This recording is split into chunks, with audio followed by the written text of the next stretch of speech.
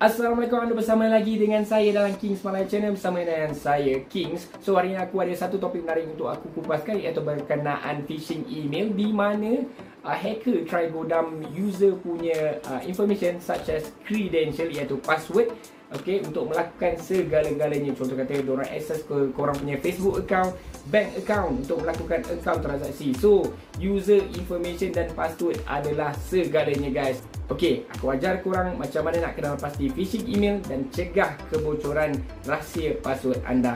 So, untuk korang yang baru singgah saja ke Kings Malay Channel, jangan lupa support aku, guys, by clicking the subscribe button dan tekan button lonceng untuk mendapatkan sebarang notifikasi video yang aku akan upload di masa akan datang. So, aku tak nak lengahkan lagi masa, jom kita layan.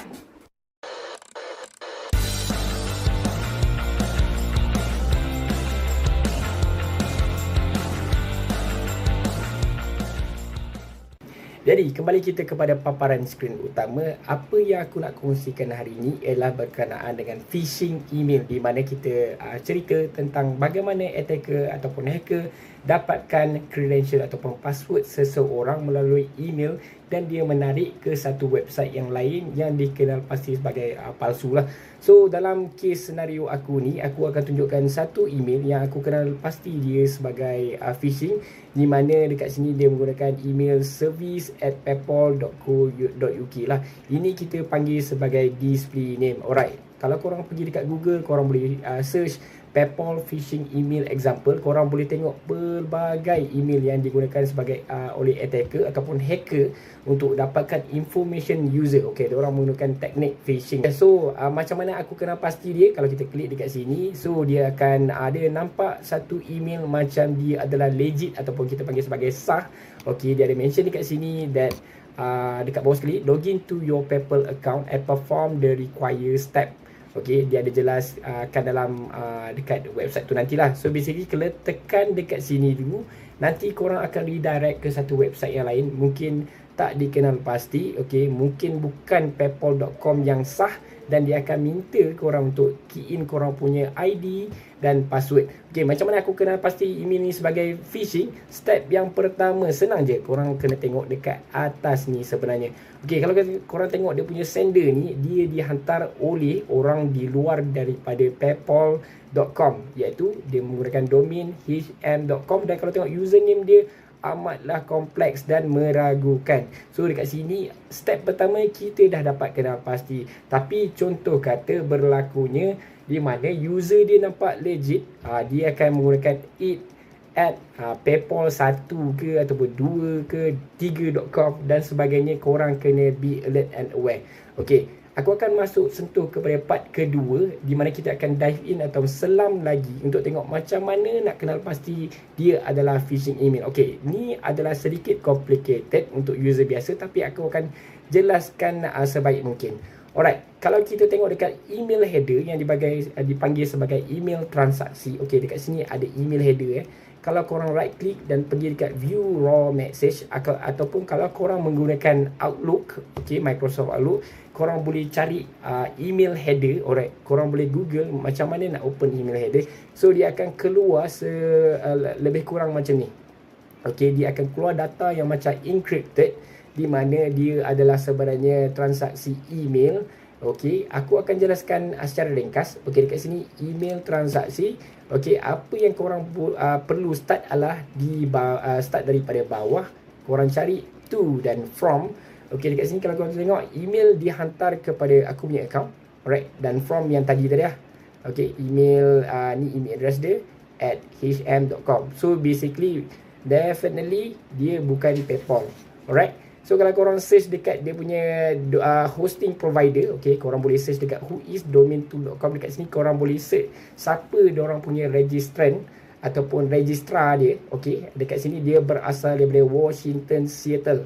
Right, kalau kita pergi dekat paypal.com pula, okay, still bawah domain whois juga, korang boleh search saja paypal.com. Dia sebenarnya berasal daripada San Francisco, California. Compare tu dengan yang tadi, dia berasal daripada Washington, Seattle.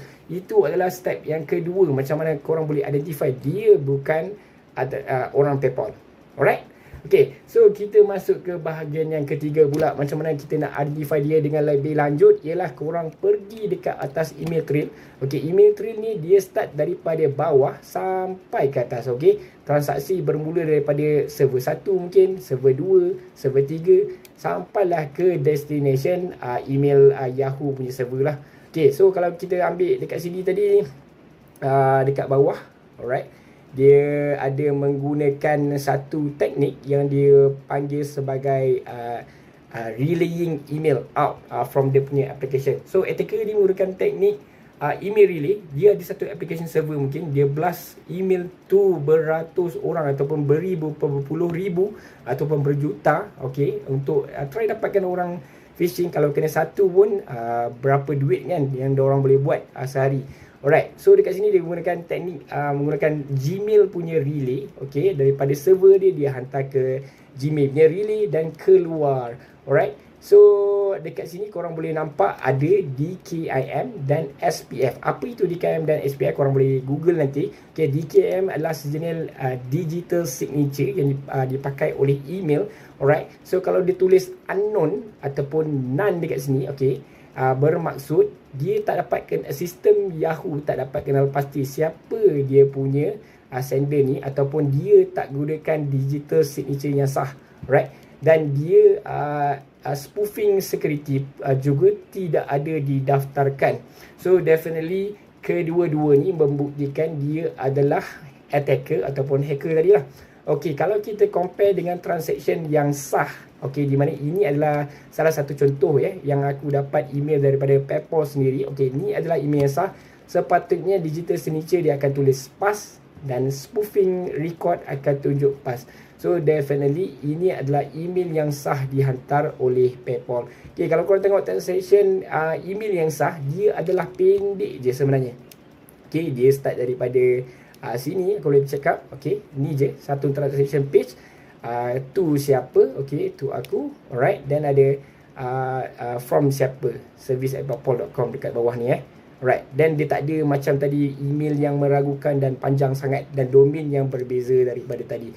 Alright, itu adalah ketiga-tiga step, dan sebenarnya ada pelbagai lagi step untuk mengenal pasti phishing. Ni antaranya source IP address dan sebagainya. Dan juga attacker ni ada, attacker dan hacker ni juga ada menggunakan teknik-teknik yang lain.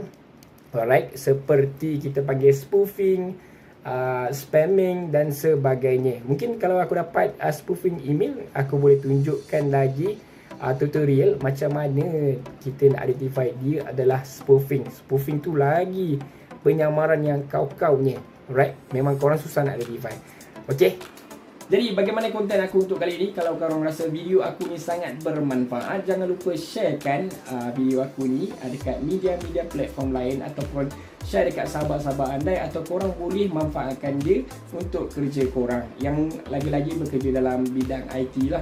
Alright, so jangan lupa tinggalkan sebarang komen atau pertanyaan kalau korang nak maklumat lanjut, dan jangan lupa support aku guys by clicking the subscribe button below. Okay, sampai kita jumpa lagi di video yang akan datang. Sampai sini saja. Assalamualaikum.